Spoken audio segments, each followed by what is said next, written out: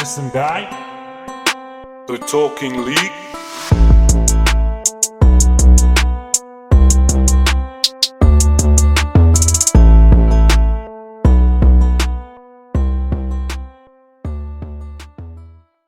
Hello and welcome back to another episode of the Talking League and JVW. Today we have a very special show for you in store. It is the Goalkeepers edition. And co-hosting with me today I have Kira. How are you doing today, Kira? I'm well, thanks. Oh, that's good. Nice, short and sweet. And of course we have Indira. How are you doing, Indira? Hi guys, I'm good and you? Not too bad, thanks. Once again, Indira is the only one that asks how I'm doing every time we do this, so thank you for asking. It's a pleasure. Good stuff. Introducing our guests, we have Alexia, who is the first team goalkeeper, Yulula, who's going to be joining us just now, who is also a first team keeper, and Dylan, who is the goalkeeping coach. How are we all doing today, folks? Doing good. Yeah, I'm alright, thanks. Good stuff. All right, so we're going to just jump straight into this, and I've been told that Yulula goes by the nickname Yux, and Alexia obviously by Alexi, which is a nice short version. So I'm going to be using those nicknames just like I've known you guys for years. I see that, Dylan, you're the goalkeeping coach for the first team. Yeah. Tell us a little bit more about that. Well, I obviously played at a pretty decent level, and then once I stopped playing, I got into coaching, as most failed players do. Luckily, I'm a lot better at coaching than I was at playing. And yeah, I was doing a little private session with someone I was coaching at the fields at BCC. Yeah. Very cheekily, I didn't ask permission, I just went and used the fields. As one does. As one does. And got reprimanded by the chair lady.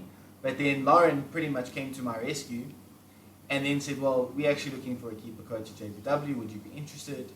And I said, well, of course, because I go back with Lauren. She actually coached me when I was 8 or 7 with my mom. Wow, jeez. Yeah, so know them very well. Clinton, her brother, also coached me, and Gail, her mom, was the chair lady at Edenvale when I was at Edenvale. So obviously know them very well. And she asked me if I would be interested. I thought, like, sure, why not? Yeah. And then that's how I started. I think it was 3 years ago. Okay. I think 2 years ago, with coaching the goalkeepers at JVW, and it's been. I think if it wasn't for JVW, I wouldn't be coaching still. So, wow. So yeah, it's definitely lit the fire and made me much better, not only coach but also person. It's been an extremely beneficial experience for me, and hopefully for them too. Absolutely. And look, I mean, it's all about risk reward. If you didn't take the risk and go down there and start coaching, you would have never been where you are now. So within reason, folks, we've got to be smart about the risk we take. Yeah. Lexi, tell us a little bit more about yourself. How did you get into goalkeeping? Why did you choose that position? I didn't choose it. Funny story. Kira's dad used to be the coach/manager of Luso Ladies back in the day. Yeah. And I just played socially for their reserve team. And the one day, the goalkeeper, what's her name again? Push-up lady? Wendy. Push-up lady. She got injured and driving the car with Jules, and Jules was like, so listen, you play volleyball. I think we might need you to play in goals today. So I was like, oh goodness gracious. And I played, and it was the Sasol League. Oh right, and, wow. I had a half heart attack when I played, but we ended up drawing 3-3 against UJ at the time. Jeepers. And then I played the rest of the season until playoffs. Then Wendy came back and kind of just stuck there. Jeez, well, that is quite an interesting story, because a lot of people grow up like, I want to play centre back, I want to play striker, but you don't often hear of goalkeepers. That's why I thought, let me ask you how you got into that. I don't think anyone wakes up and thinks I want to be a goalkeeper. Yeah, I think they all start infield players and then. Yeah, you just get chucked into the deep end, and then you swim, and it's like, okay, well, Okay, stick you it can do out. it now. So they really start you at the front, keep pushing you back, and if you don't make it as a centre back, please put on a pair of Every gloves. goalkeeper probably started out as a striker. I was a striker. Yeah. Well, then you That's go the irony, I yeah. think That's that's the the real irony there. Okay, so Dylan, talk us through the development for young girls in goalkeeping. Well, I think in general, as a coach, you need to have your philosophy in terms of what you believe in, just in general. And I think with goalkeeping, it goes further in that you really need to understand what you are trying to teach. And what I mean by that is when it comes to young keepers, you need to be efficient. Yeah. And what I mean by that is you need to make sure you are teaching techniques that are extremely efficient so they lead to high percentage saves, but with low probability of a mistake. So a simple example, if you're catching a straight ball and you're leaning forward and you're exaggerating your body shape to lean forward, and it's a hard shot, you're going to lean back, right? Because that's natural human instinct. But because you're so far forward, you're going to have a lot of force behind the ball, so you're not going to break your posture, so the ball has less chance of slipping through your hands, going through, because you're nice and solid. Yeah. Obviously, you can still catch a ball with like an upright back. You can still do it, or like your handshake, you can do it. But if you teach someone to do that, it's a very inefficient technique, because if it's got a lot of power, there's a lot of room for mistakes and errors. They can go through, they break their posture, etc. So you've got to be aware of that sort of thing. I feel as a goalkeeper coach, when you're teaching, especially when you're teaching young goalkeepers who have never had any form of exposure to goalkeeping. Do you think there's an adjustment between girls and boys, the young? Big time. So before I started coaching JVW, I had experience coaching some academy level goalkeepers and Castle League goalkeepers, males only. And one thing I found straight away was that you really need to, I wouldn't say sell, but you need to get your point across more fluidly to female players, and you also need to show that it actually works. And what I mean by that is female goalkeepers need to trust you a lot more. You need to build that trust, not through what you say, but with the actual technique that it works. So you have to explain it more, you have to give greater detail when you are explaining, and show it meticulously. Whereas I feel with males, it's just like, yes boss. Which there's pros and cons to both sides of that. But I feel that coaching women will make you a better coach, because you have to explain more. Yeah. You have to, you challenged more. Because been a few times where a senior keeper who has already been taught has their fundamentals and their foundation, you can't then go and change it, because if I change it, then it can be inefficient, because they may not be able to adopt a new technique. So you just have to improve their technique. And you can see, like, this is how I believe you should do it, and it's not working for them. And then you've got to say to yourself, well, what do I do now as the coach? Do I force my technique on them that's clearly not working?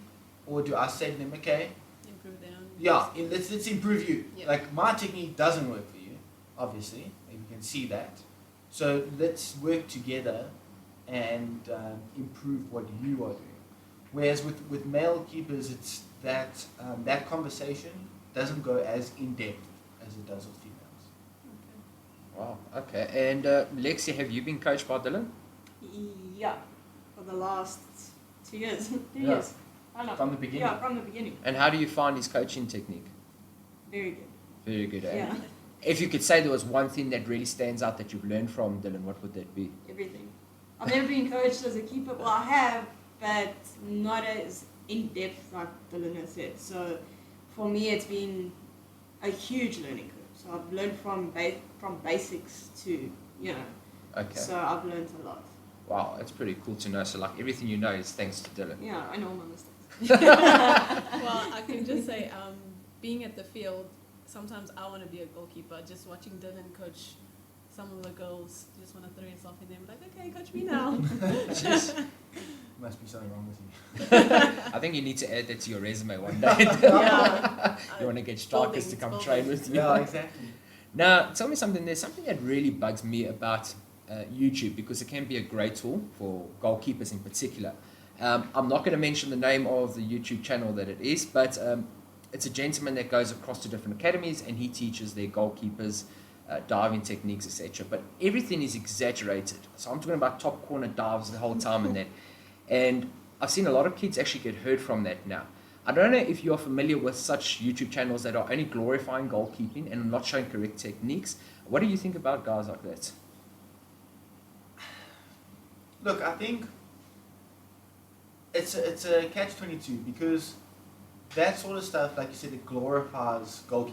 Yeah. It makes it look appealing. Yeah. I mean, you can say what you obviously people can get hurt and whatever, but it really looks amazing when you see someone flying into the top corner Yeah. and making a save. That's why you want to be a goalkeeper. What makes you want to be a goalkeeper Correct. is pulling off that sort of save. Yeah. But like I said before, is that a very efficient way of making a save? I don't think so. Yeah. Like if I can rather than take 2 steps before I dive, so I don't just do a full extension. I take 2 steps and I just tip it over. Yeah. You know, that's an efficient way to save. Does it look good? It doesn't look as great. Yeah. Coaches don't think you're doing as much work, Correct. so it's not as you don't get as much attention from it. So I think they're necessary.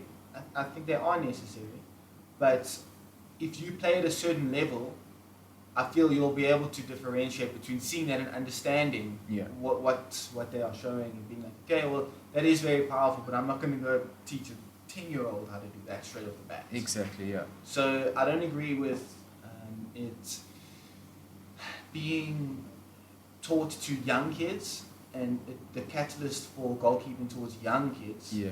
But for experienced goalkeepers who enjoy goalkeeping and want to maybe get into it, or even young kids seeing that, Yeah. then it's got its place. But I mean, I wouldn't be teaching that. Okay. So Well, I wouldn't. That's good to hear. Yeah, no, I wouldn't. I don't think I'd start the channel like that. But I also probably wouldn't get many views. So. Well, we never know. I think we should actually look at something like that. Lexi, with goalkeeping, it's a position that the spotlight is always on you. Now, when I was growing up, my dad always told me that, well, I played keeper when I was very small, and goals got past me. Of course, they did. I wasn't very good at it. And I felt guilty for those goals. But he always told me that that ball has got to pass the rest of the outfield players, all 10 of them, before it reaches you. So you should never take it harshly. How have you found putting pressure on yourself as a goalkeeper and trying to switch off like, wow, I actually did make a mistake, or it wasn't my fault really because, say, left back let the player get behind him or something like that? How do you differentiate those mistakes? I think it's the different levels of the game as well. So if you're playing at the highest level, there's a lot more pressure, and you're probably more prone to mistakes if you let that pressure get to you. And I think I've been in that spotlight a few times. But the nice thing is when you're surrounded by a team that they show their trust in you. When you do make a mistake, it's gone. It's happened. It's gone. Let's move on. And there's never that. So it's a lot easier to deal with. At a lower level, it's. I don't. When there's no pressure, you find yourself pulling off these amazing saves. Yeah. And then you're like, well, I'm Talking pretty about good. experience. Yeah, pulls off your saves. She's brought She's been crazy, humble, eh? yeah. And I think when you feel comfortable, you're less likely to make a mistake. And even if your backline does make a mistake, or a midfielder, whatever it is, you're ready to go. And at the higher level, for me, it's that anxiety of I don't want to make and especially when you're playing with players at the highest, that have national players that have done amazing things.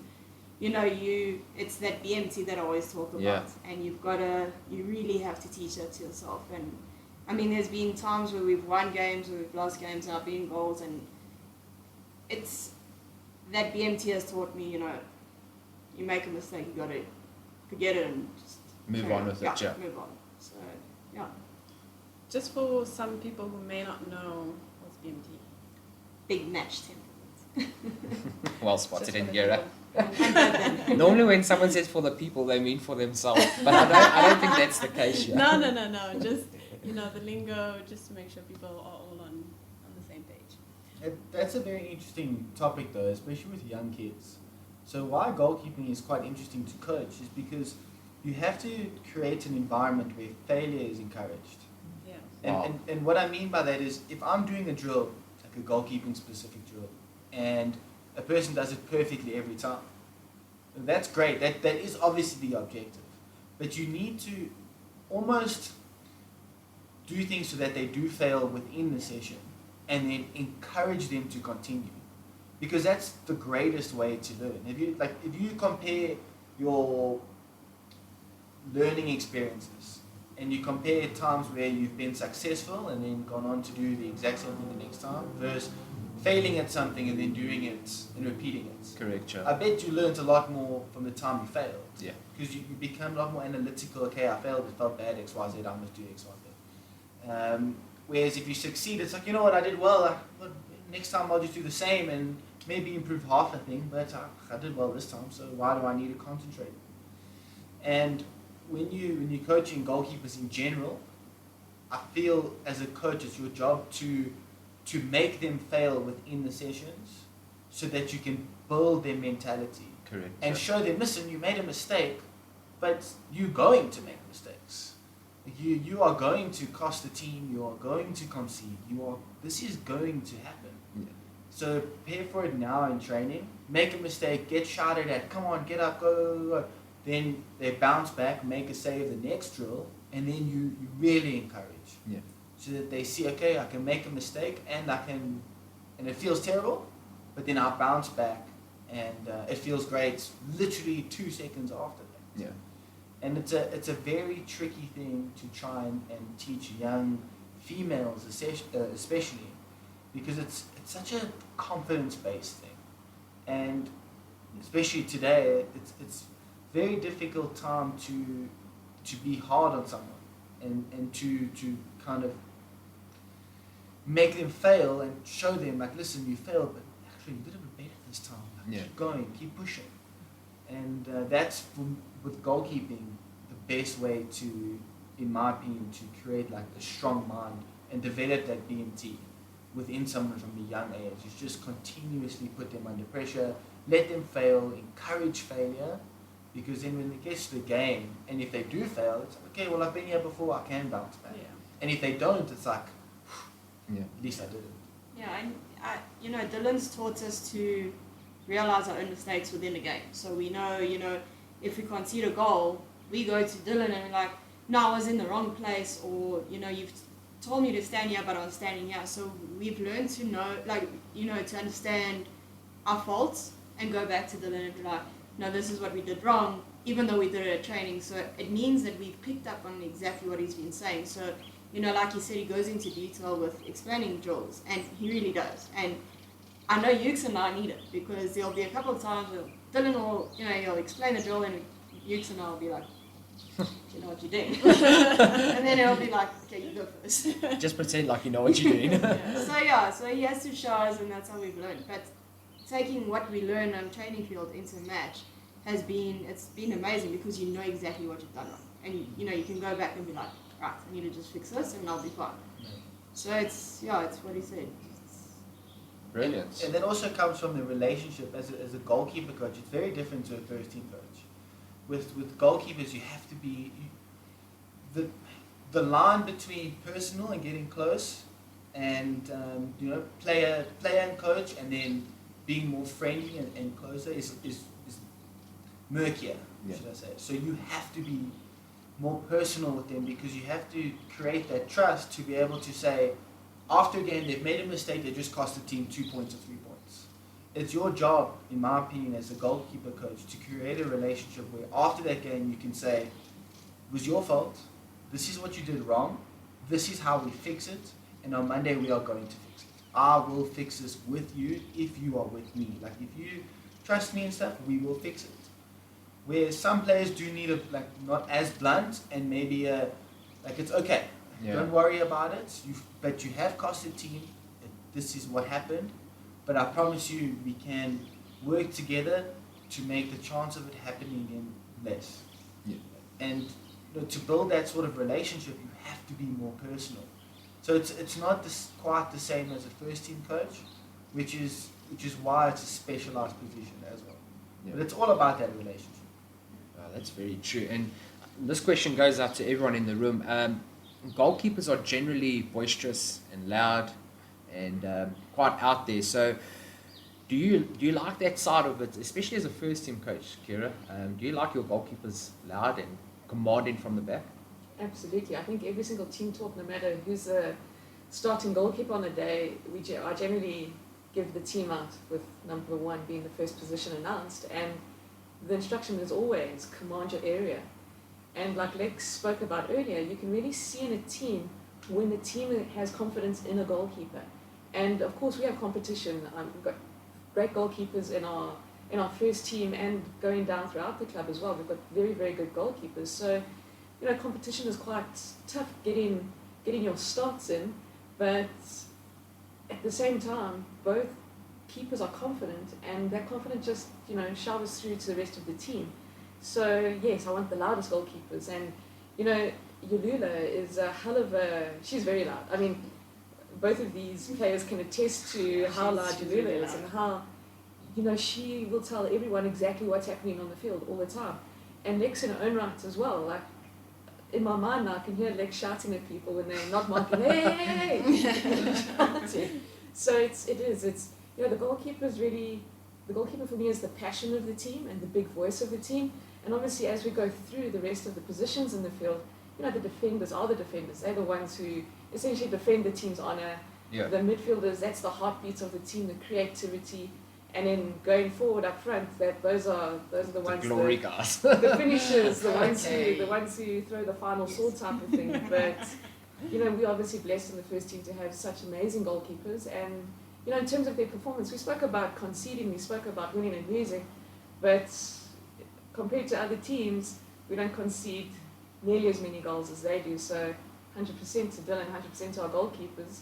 They're really, really a big important part of our team. That's awesome bragging rights to have. Indira, as a player, what is it like when you hear the keeper shouting at you? Do you sometimes say, I know what I'm doing, just stop it already? Well, the position I play, I can obviously hear the goalkeeper shouting, but it's rarely directed to me because I'm so far up the field. Okay. So I think it's more to the defenders. I feel like the only time I feel like the goalkeeper will shout for me is when they're either taking a goal kick or a place kick or something, and I just need to be aware that the ball is coming. But personally, I've never been shouted by a goalkeeper, and thank goodness, because That you heard at least. yeah, I've heard. But yeah, very loud. I just want to ask two questions, one to Dylan and one to Lexi. Dylan, the first question is, you were speaking about trust between, obviously, the coach and the goalkeeper needs to be a little bit more solidified compared to any other position. Do you feel like that's what you learned goalkeeping females in general? I know also, like, just as players, coaches learn as they go and progress in their coaching abilities and stuff, especially when it's different people that they're coaching. So do you feel like that's something that you needed to adopt a coaching? So I didn't learn it through coaching females. I actually learned it through coaching kids. So when you're coaching someone who's younger than, say, 12, even 10, and they know nothing, they have no muscle memory, you really are creating something. They won't listen to you just because you're the coach or just because you're in a position of authority, most of them. You have to develop a personal trust. And you have to be able to see with each individual kid, for example, how to build that trust. Some want to just speak about their day and they're not just stalling, they actually want to see if you're invested in them. Others want to see if you just talk to stall and then they're like, this doesn't actually want to work with me, I don't like it. So I think that's where I learned it initially. Through coaching older players, I saw the benefit of being able to relate to a person and creating trust with that person individually. Because how I build that trust with Ukes versus Lexi versus other keepers we've had is very different, because they all respect something different in a person. For example, some goalkeepers enjoy being really pushed, really motivated, very blunt. Like, that was very bad. And I have no problem being like that. If you have done something, if you've done something very bad, and it's your mistake, technically you were poor, you can feel it, and the Oaks saying, well done, like, good job. Yeah. What do you say? Like, that was terrible. Yeah. But if you do something terrible and someone says, Jesus, that was terrible, like, what are you doing? Yeah. Why and are you doing just saying that, do you feel like the coach of the team needs to be on the same page too, because you can be shouting an instruction and say to the goalkeeper, whether it be Lexi or Yukes, and then the coach will be saying a completely, not saying that, coach, you don't say that differently. I'm just saying, like, how's that dynamic? How? I think it helps, but I don't think it's necessary. I think if you have a good cop and a bad cop, it adds a different dynamic. If you have two bad cops on a goalkeeper, also that can be very harsh, but some keepers enjoy that. So I think it's your job as the goalkeeper coach to cultivate a relationship where you can identify what they need. And if the outfield coach or even the players are being extremely hard on a goalkeeper who doesn't enjoy pressure after making a mistake, then you've got to go and wrap your arm around it, for example. Or if it's the inverse, then you've got to be a bit harder and say, like, listen, they said well done, but you can do better. What is it? Come on. And you need to be able to speak like that, especially with senior keepers, established goalkeepers. So if I look at Yolula and Kaylin, for example, I'm not going to earn their trust by putting them on a pedestal and being like, oh, listen, don't worry, you play for Binyana, like, you guys are great. It should be, oh, you play for Binyana, but how badly you die. Like, if you're playing for Binyana, then maybe, you know, someone who's just starting, it's maybe you can get there. Yeah. Like, look at, you know, to put them under pressure. Obviously, that's an extreme example to make my point. I haven't said that, but not in those words. But Are you practicing? but you know, if someone from an experienced level can get told, oh, actually, you know, that's not very good, but we can improve it, and here's how you improve it, then they respect you.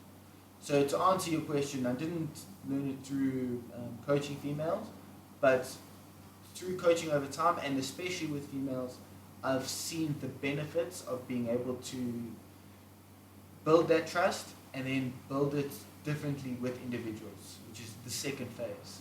So everyone needs it in a different way. Yeah. And then Lexi, you've been playing goalkeeping for long, goalkeeper.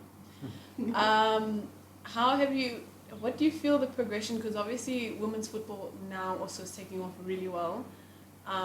From back then, how do you view female goalkeepers from then to what you see now?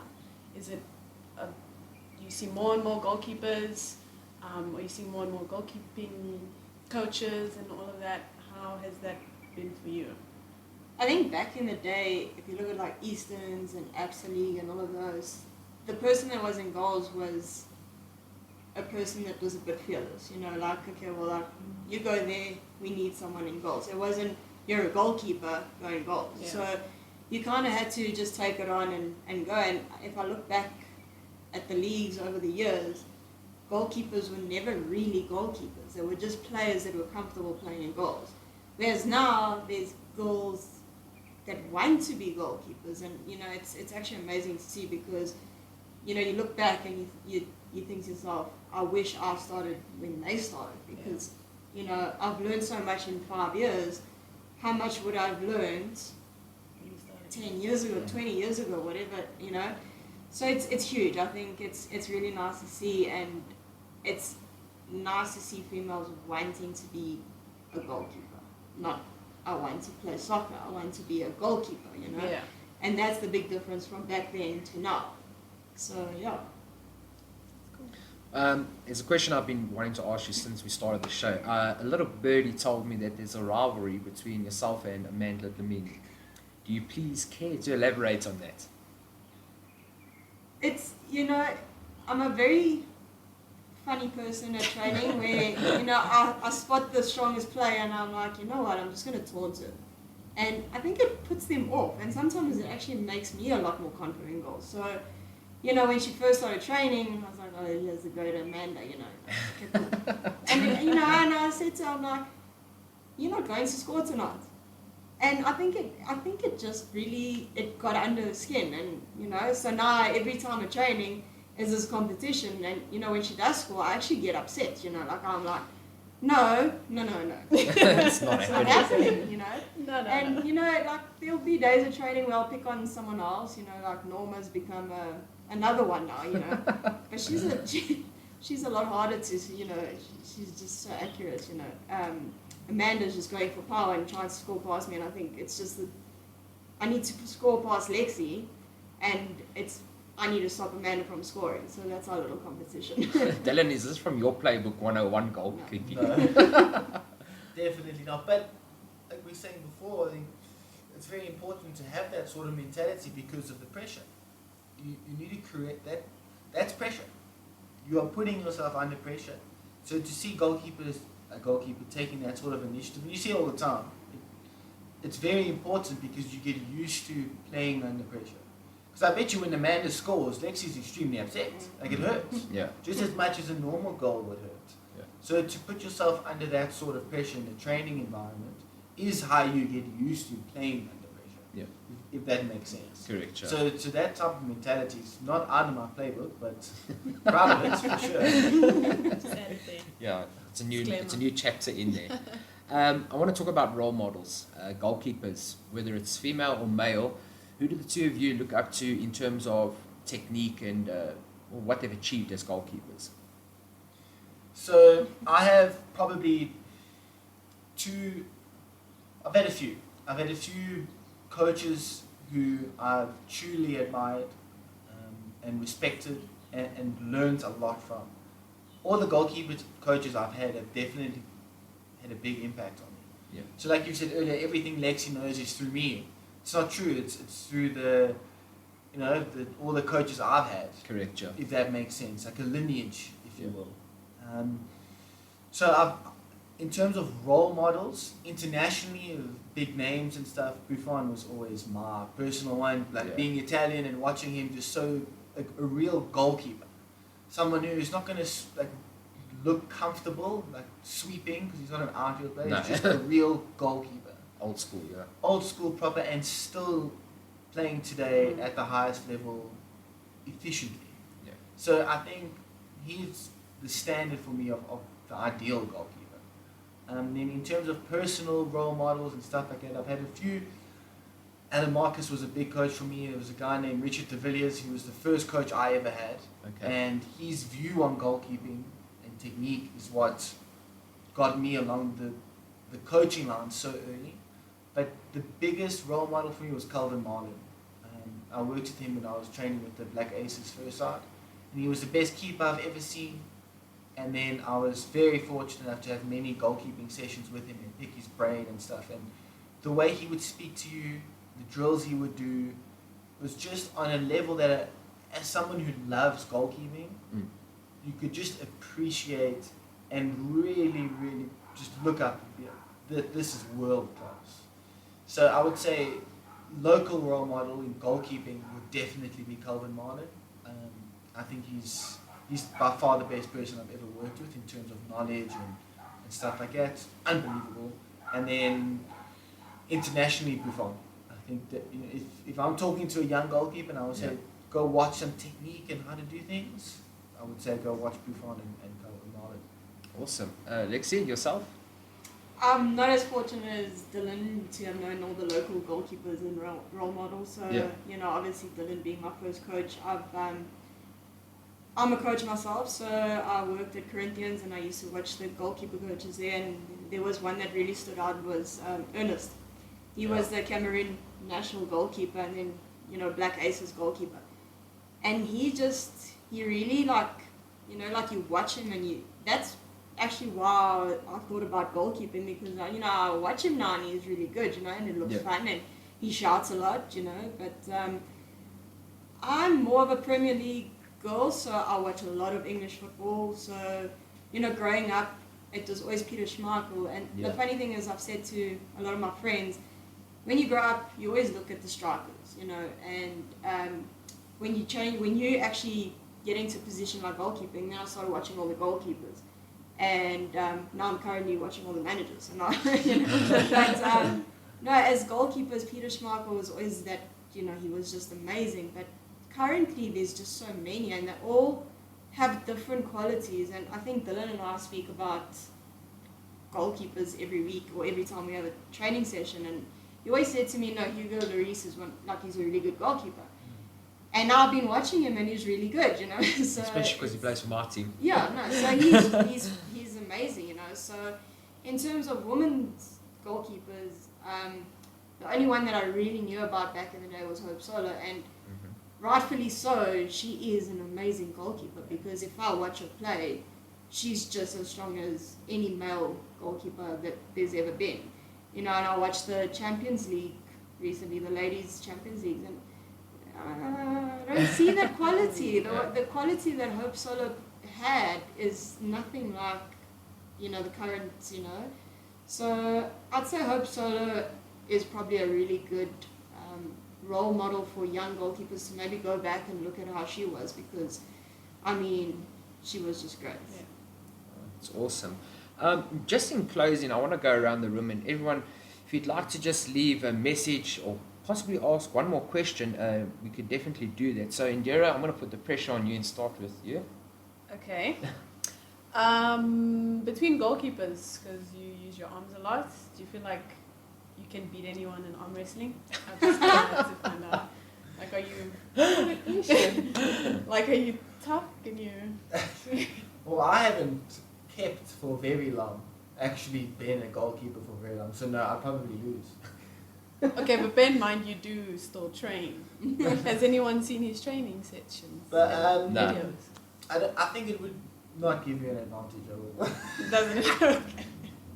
I also don't think so. I was going to say, chubby guys usually win arm wrestles. Not Yeah. Yeah. Fit guys run away. So if anything, as a goalkeeper, you've got weak shoulders, some arthritis in your fingers already. Hips. Oh, that was a random question, but I love it. It was brilliant. Lexi, from yourself, anything you want to leave us with?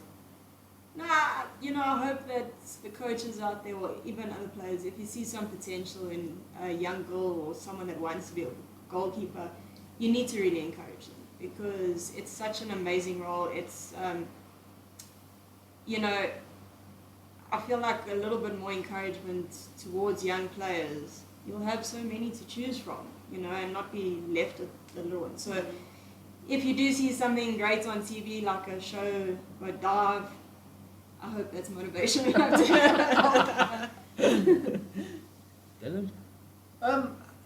Very similar to Lexi, really. I think give it a go. I think if you're a young person who wants to play football, male, female, just try. And I think that a huge thing would be start something like, you know, if you in your team, try a game in goals, see how you go. Yeah. Find a goalkeeper coach, get some proper training, see if you like it, and if you do like it, then pursue it. And you don't have to do it to become a professional. You don't have to do it to become world champion or the best. Just do it so you can be the best goalkeeper you can be, if that makes sense. Because you can go, so there's so many opportunities now for especially young women to go overseas to America, go to a college, get an education, using football as the vehicle to get there. Yeah. You don't have to be Binyana level or whatever. Yeah. You can just be, if you train and you do goalkeeping from let's say from 8 until 17, I guarantee you, if you're going to a goalkeeper coach who's good, if it's like twice a week minimum even, you can get to a level where you can get a scholarship and go overseas and study. That's an extremely powerful thing. I think we focus too much on trying to become the best that it's ever been, and trying to become a Binyana starting captain who gets 100 caps and is the greatest of all time, or become a professional. You can really use football as a vehicle to further your life, because you'll learn a lot of life skills just by playing, first of all. Yeah. And then you can, if you get to a good level, which you can here for sure through programs like JVW, for example, then you can use that to go get an education overseas, and that's amazing. Yeah. How can you not It's think priceless. about it? Yeah. It's priceless, but people don't always think of it like that. No one thinks I'm going to start playing football so that I can go play in college in America. Yeah. It's like, I want to go play in the Champions League. Great, amazing, but also think about the other options. Small steps. Yeah. People wanna... So that would be my message: is find your why, and then think to yourself, well, maybe I can do something with this other than just be a professional. I can go overseas, get an education, just by being the best version of myself, rather than just trying to be a world beater. Yeah. If that makes sense. Kira, good luck topping that. Oh, easy peasy lemon squeezy. My only goalkeeping advice is 2 hands for beginners. And I know that on Twitter at the moment and all the socials, what's the 2 photos that they're putting up? This is how we started, this is where we are. Yeah. This is how Lex started, guys. This is exactly how Lex started on a peanut ball, attacking this hook. And now look at it. Now she's playing first team at possibly the greatest women's club in the country. So, just like Dylan said, it's about realizing what's available out there, and definitely 2 hands for beginners. I'm never going to forget that. Yeah, We'll have to myself. hashtag that maybe. From my side, what I've really enjoyed today is the honesty and respect to the position as a goalkeeper. Since I've been coaching kids as well as the seniors team, I've realized that goalkeepers are specialized. It's not just that as a coach I can go and coach it, and I'm sure Kira can relate to that as well. So if you are lucky enough to have a goalkeeping coach assisting you, treat them with respect. They're really doing a fantastic job. And like Dylan said, if it's something that you want to try, just don't think of the why nots. Think of that why. Go for it, give it a bash. And you never know where it may take you. But the most important thing is, as long as that you're playing with a smile and you keep enjoying yourself, I think that's vitally important. To our guests, thank you very much for taking the time out of your day, as well as sharing your knowledge with us. It's extremely helpful for myself, and I know our listeners will appreciate it. Indira, thank you for sitting next to me and once again asking how I am. I appreciate it. And Kira for hosting us as always and being a friendly smile and bringing out the peanut exercise ball thingy-majig. That was really cool. What I'll do is I'll also drop all the social accounts of everyone with us here. Go and give them a follow. Go give them some love. And yeah, thank you very much. Cheers.